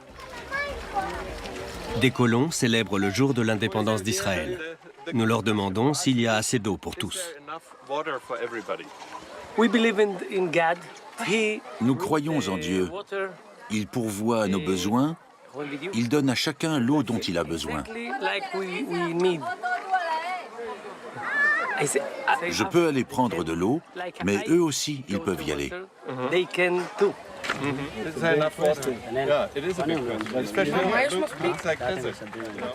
Quand la religion s'allie au droit du plus fort, les choses paraissent très simples. Les nomades de Cisjordanie sont censés aller en Jordanie. Sauf que là-bas non plus, on ne veut pas d'eux.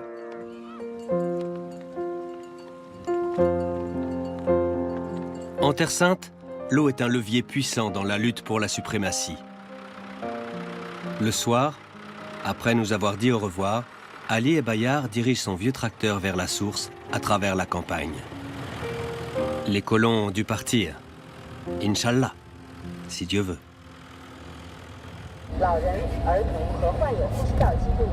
De plus en plus souvent, le dragon jaune enserre Pékin. C'est le surnom donné aux tempêtes de sable. Le désert rappelle aux Pékinois qu'il est tout près maintenant. Devant ces images, je sens le sable crisser entre mes dents. Néanmoins, elles échouent à montrer la gravité de la situation. Pékin compte moins d'eau par habitant que certaines régions du Proche-Orient. Ce sujet est longtemps resté tabou en Chine. Mais le parti ne peut plus empêcher le débat public. Même ses experts finissent par abandonner la langue de bois pour parler de l'eau. Nous rencontrons Jiang Wenlai, membre de l'Académie chinoise des sciences, dans son salon de thé préféré. Il y a une pression énorme sur les ressources en eau, du fait de la croissance démographique et du développement économique. En plus, le climat de Pékin est en train de changer. Les précipitations diminuent. Tous ces facteurs se conjuguent. Prenez cette tasse. Disons que c'est la quantité d'eau dont Pékin a besoin durablement. Eh bien, aujourd'hui, la quantité disponible, c'est seulement ça. Selon les estimations officielles, les nappes phréatiques de Pékin seront épuisées dans 20 ans. Le parti a trouvé une solution digne de Mao, construire une grande dérivation sud-nord. Nous n'avons pas tellement vu ces images en Occident. C'est le projet d'adduction d'eau du sud au nord, le plus grand projet de construction hydraulique de toute l'histoire du monde. Le canal de Suez et celui du Panama, le barrage d'Assouan et même le barrage chinois des Trois Gorges ne sont rien à côté de cet immense fleuve artificiel. Shen Fengcheng travaille sur ce projet depuis le début. Il a contribué à cette prouesse technique sans précédent.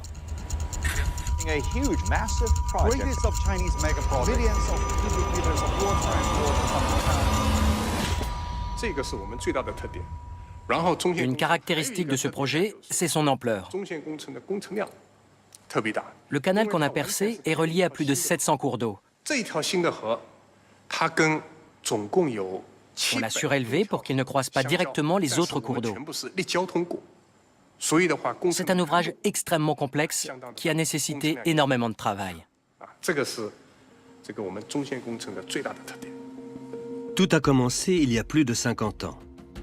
C'est Mao qui a eu l'idée de mettre à contribution le sud de la Chine, qui détient 80% des réserves en eau du pays, pour irriguer le nord, pauvre en eau, où se concentrent les hommes et les industries. Aujourd'hui, la déviation est quasiment terminée. La puissance de notre nation nous a permis de réaliser ce grand projet. Les études préliminaires faites au cours des 50 ou 60 dernières années ont constitué une bonne base. La vérité, c'est que le vieux projet de Mao n'a été assorti d'aucune étude moderne d'incidence environnementale et qu'à peine inauguré, le canal ne suffit déjà plus à assurer l'approvisionnement en eau de la capitale chinoise en plein essor.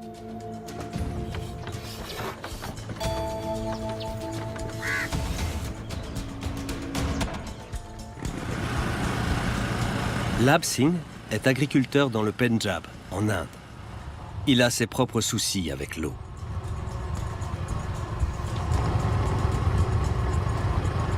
L'irrigation était l'un des piliers de la révolution verte qui a fait sa fortune et qui a permis l'autosuffisance alimentaire du pays.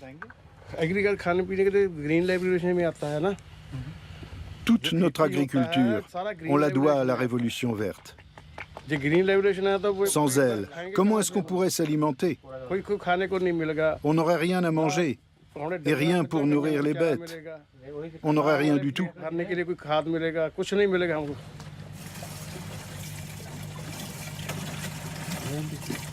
Le deuxième pilier de la Révolution verte, c'était les pesticides. On a commis des erreurs épouvantables avec ces substances polluantes, surtout en Inde. Mais les rendements agricoles se sont envolés et l'Apsing a pu vendre ses choux-fleurs au marché.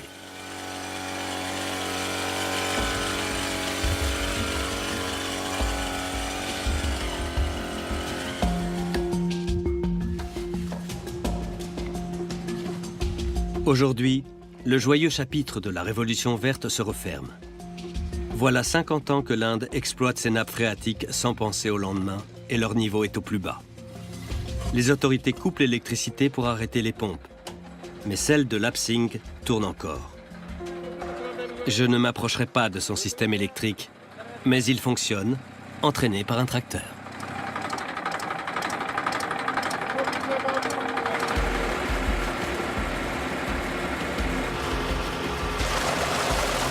L'expression russe de paysan a sûrement un équivalent en Inde, même si je l'ignore. Le programme d'économie d'eau tourne à vide. Cela peut paraître drôle, mais c'est grave. On ne peut pas continuer ainsi. On aurait bien besoin d'un peu de discernement, mais c'est une denrée encore plus rare que l'eau.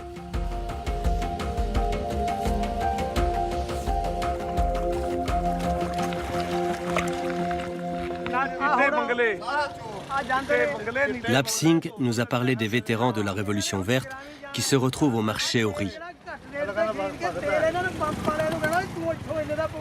À ma demande, il aborde avec eux le sujet de la pénurie d'eau. Les esprits s'enflamment aussitôt.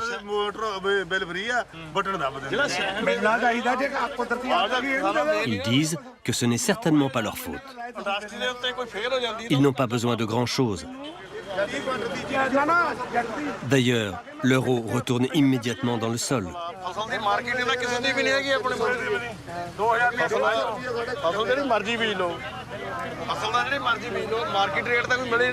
L'un d'eux fait remarquer que les agriculteurs sont les principaux consommateurs d'eau. Les autres réagissent au quart de tour. Ce sont les usines qui polluent le plus et qui gaspillent le plus d'eau. Les agriculteurs ne puisent dans les nappes phréatiques que 6 ou 8 semaines par an. Les usines, elles, pompent de l'eau tous les jours de l'année, même la nuit. Mais tous sont d'accord pour dire que les rendements baissent et que la population augmente. Elle a besoin d'une nouvelle révolution verte, d'urgence. La première ne marche déjà plus.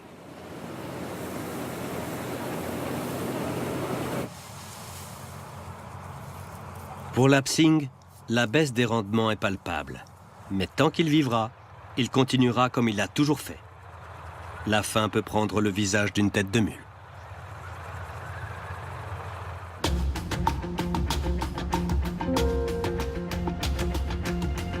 Depuis l'Europe, la route la plus rapide pour Shenzhen, le grand pôle technologique chinois, passe par Hong Kong, l'ancienne colonie britannique.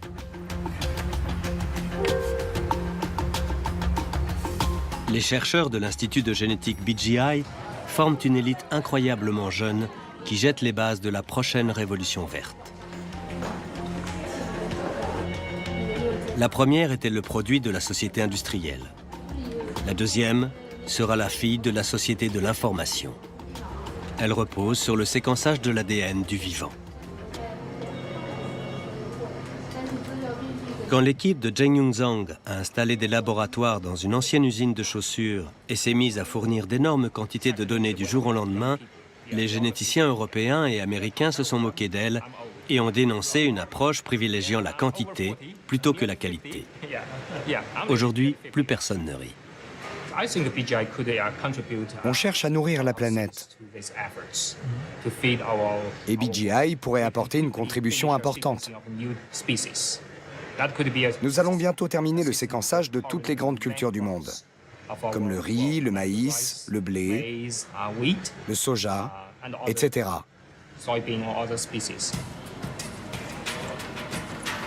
BGI ne m'inspire pas confiance. Entre autres choses, l'Institut recherche d'éventuels gènes responsables de l'intelligence humaine. Le fantôme de Frankenstein plane sur ces lieux.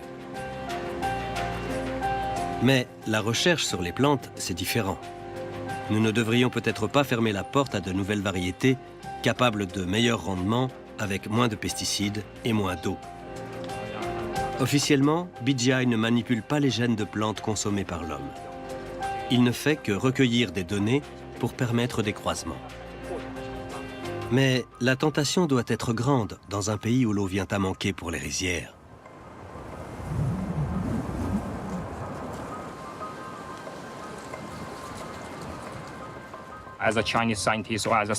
En tant que chercheur chinois, j'ai toujours en tête qu'il faut arriver à nourrir la population.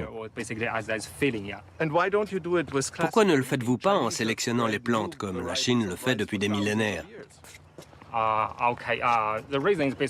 Parce qu'on manque de temps. On a besoin des nouvelles technologies pour aller plus vite.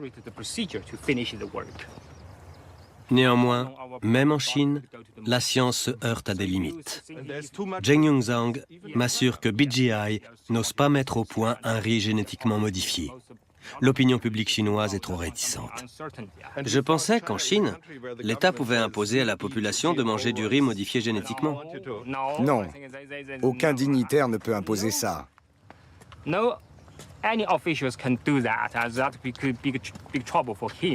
Ça lui causerait trop d'ennuis. Ça ne marche pas comme ça. Personne n'a le pouvoir ou l'autorité pour faire cela. J'ai du mal à le croire. Rien ne doit autant effrayer le puissant parti communiste chinois qu'une famine. Dès que le riz génétiquement modifié sera autorisé, BGI sera sur la ligne de départ et aura même de l'avance.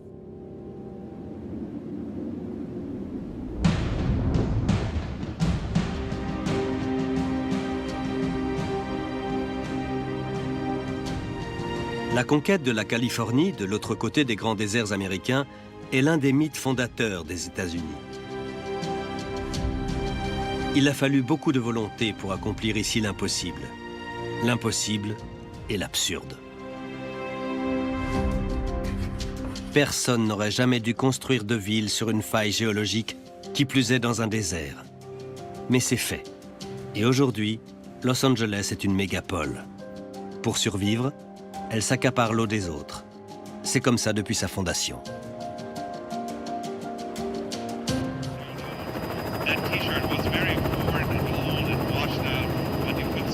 Ken Ambrose pilote des hélicoptères sur ses heures de loisirs.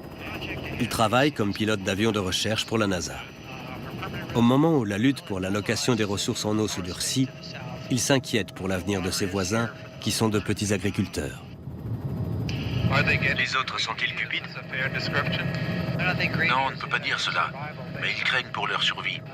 D'un point de vue statistique, les grandes exploitations agricoles du Sud devraient avoir un excédent d'eau.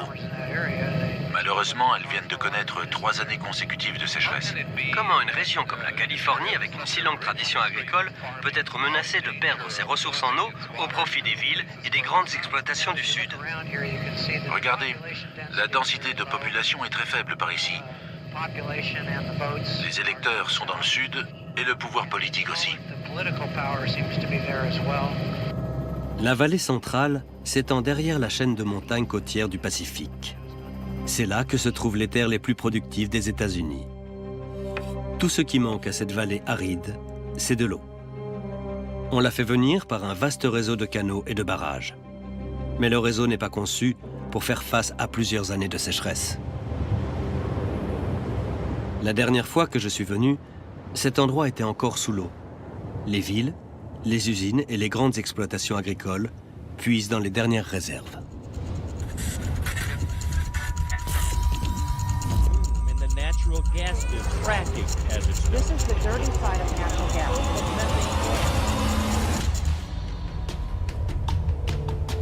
Les cultures de la région comptent parmi les plus rentables au monde. Mais elles ont été arrachées au désert. Certains s'en souviennent seulement maintenant. Ray Hernandez cultive des amandes. Il manœuvre son camion à travers la zone de chargement de son exploitation agricole qui est l'une des plus grandes au monde. Ray va devoir prendre des décisions difficiles cette année. L'une d'elles donnera du travail à l'homme qui arrache les arbres avec une machine-outil monstrueuse.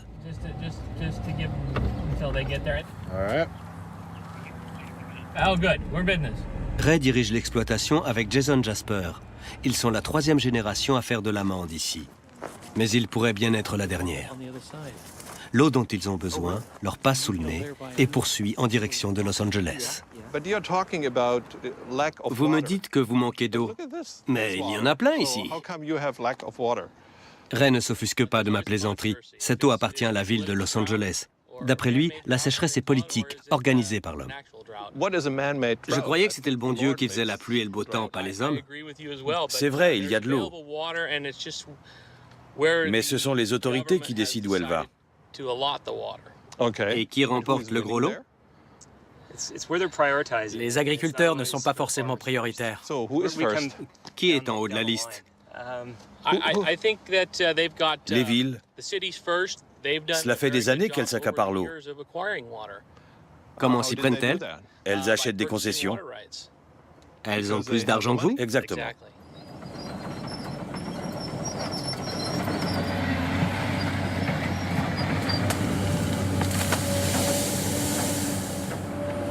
Sans eau, les arbres ne valent rien.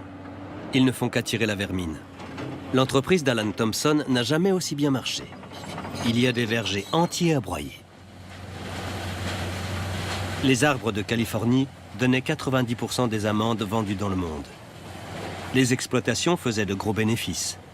Mais sans eau, elles courent à la faillite.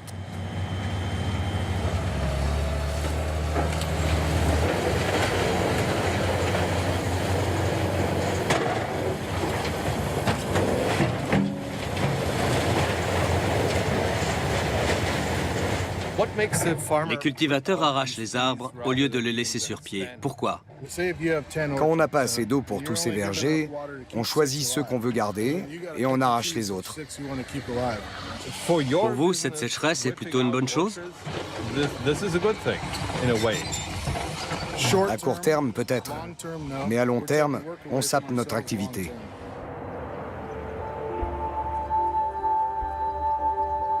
Cela fait de la peine à voir, tous ces arbres arrachés. Je ne suis pourtant qu'un simple visiteur. Pour Ray, c'est l'œuvre de sa vie qui part ainsi dans le broyeur. Cet arbre est mort, le fruit est tout sec. Ça aurait pu donner une belle amande, mais l'intérieur est vide.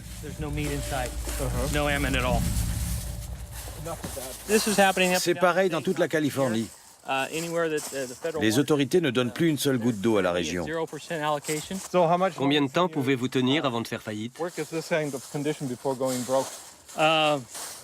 Si on a une nouvelle année de sécheresse, on perdra encore plus d'arbres. Mais si on en a encore 2, on les perdra peut-être tous.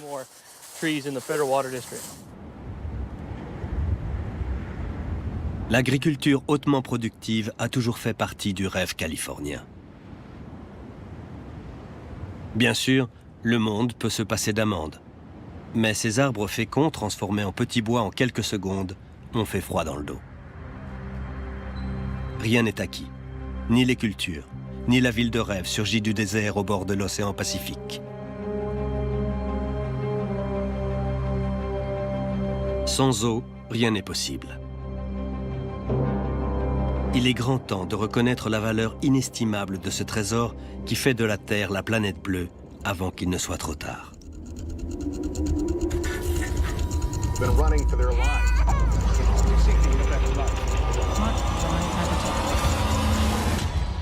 Madame Lee ne pourra pas résoudre le problème toute seule. Mais nous vivons à un âge de renouveau. Nous sommes allés sur la Lune. Depuis longtemps déjà, nous avons pris conscience que la Terre était précieuse. Nous serons sûrement capables de prendre soin de notre eau.